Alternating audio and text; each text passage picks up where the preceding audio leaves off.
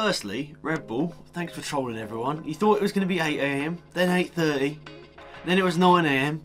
Why does it have to be a very early car launch? I'm not really sure.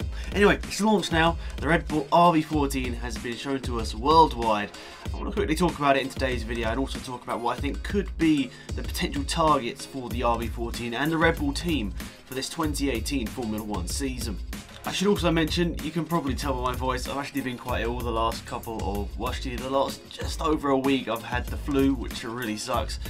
So yeah, I'm still overcoming that, so unfortunately, yeah, you can hear I'm still not quite sounding normal, so I apologise for that, but yeah, hopefully over the next couple of days that will go. But yeah, this is my first video in quite a long time. I wanted to do videos for the Haas and the Williams car launches, but yeah, I was feeling absolutely terrible, so I couldn't really get around to that. But today's video, we're going to quickly look at the RB14 and also going to sort of discuss the potential targets for this car. So let's jump straight into that. Let's have a look at the car and compare it to last year's RB13. So the thing that surprised everyone straight away is the livery. So they've come out with another special edition sort of testing livery for this car. They're keeping the actual paint job under wraps until the season starts in Australia, but it's just another way Red Bull sort of disguised the car. They did this a couple of years ago with the camo livery. I think it was 2015, they had that camo livery on the car.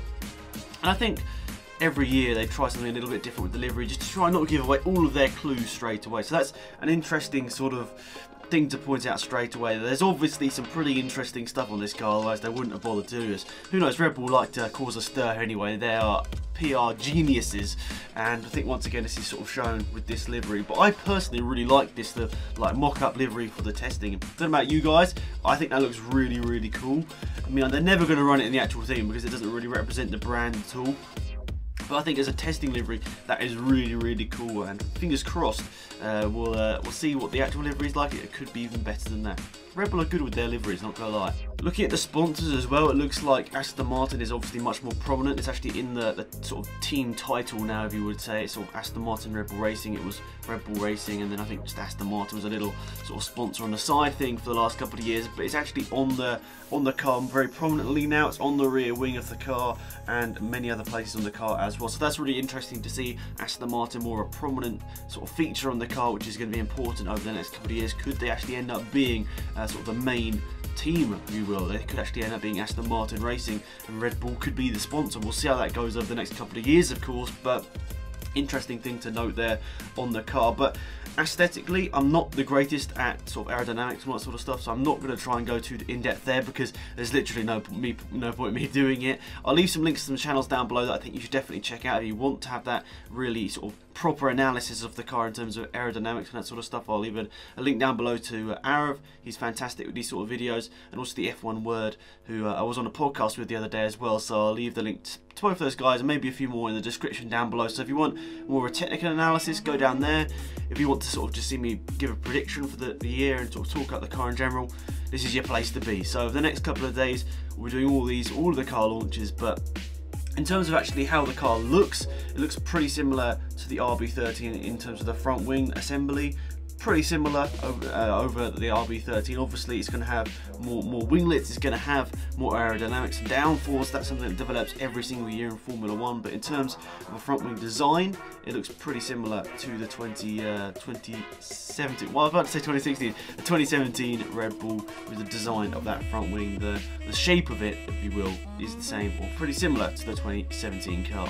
We also must mention the halo. It is on the car, and in this car right now, it's just the normal black halo, sort of the carbon fibre look to the car, which is interesting. They haven't really played around with the livery of that yet.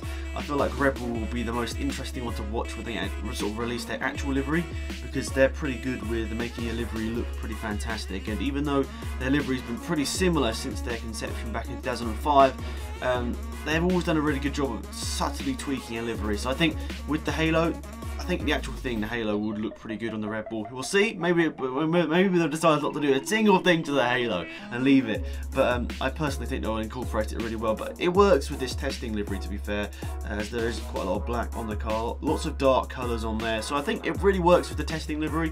But we'll see with the actual thing. I think it'll be interesting to see what Red Bull come up with.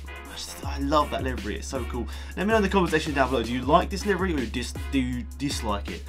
See, I haven't made a video in a long time. You can tell I'm out of, I'm rusty. So So Daniel Ricciardo is going to be doing a bit of a shakedown and filming day with this car at Silverstone soon, so we're going to be seeing this car out on track in the not too distant future, which is going to be really interesting to see.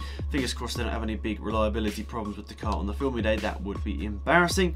But yeah, so it's going to be a busy week. We've obviously got pre-season testing starting in less than a week now, and yeah, all of the car launches are going to be sort of unveiled between now and then, so it's going to be a busy old week. And keep your eyes out on this channel, guys. There's going to be a video of every single car, so yeah, keep your eyes out on this channel for sort of any thoughts and opinions. Please leave them in the comment section down below. As always, I really want to get a discussion going on in the comment section, so yeah, feel free to do that. It'd be fantastic. But yeah, let's give my predictions for the 2018 Red Bull car, Aston Martin Red Bull car. Where do I think they're going to finish in the championship? Where do I think they're going to be sort of battling with? Well, I honestly thought this is a chance for them to go for the championship this year. We saw how much Ferrari closed up on Mercedes last year. I think that Red Bull are going to do the same this year to both of those teams, and I think, honestly, I think Red Bull are going to have the best car they've had since the probably 2013 season. 2013, obviously, they went and won the championship in quite a dominant fashion. I think this is probably going to be their best car since, and they have had a couple of dry years in the middle there. There's a couple of years where they weren't particularly that great, some like 2015 when they didn't even get a victory. So yeah, I feel like this is going to be the year. I feel like this is the year Red Bull now challenge for the championship once again. I talked about this in the podcast I did recently, so of course it's linked down below if you want to go and watch that once again. But yeah, I feel like this is a great opportunity for them. I feel like it's been so many years since they've sort of had that car that's actually legitimately battling for race victories at more than 1 or 2 race events over a season. So I feel like this is it. The Renault engine is good. Of course it's branded as a Tag Heuer, but if that Renault engine is good, I feel like there's a really high likelihood that this car could be very quick come Australia. But Red Bull always seem to start off with a bit of a weaker car in general, and then they seem to sort of get much better as the season goes on. So even if I say they're probably half a second down come Australia, I feel there's a very high likelihood by the midpoint of the season they could have caught up, and the second part of the season they could go on a rampage. Like, I think 2013 is a great example of that. I think Vettel pretty much won every single race after the summer break, and before that he didn't win as many. So I think it's quite a high likelihood that we could see a car that's not really fast from the outset. Of course this could go incredibly wrong and they could be great from the outset, but there's a quite a high likelihood that they'll sort of develop over the season and they'll end up with the best car, but they might not start with the best car. But I still think they're going to be in the championship battle this year, Red Bull.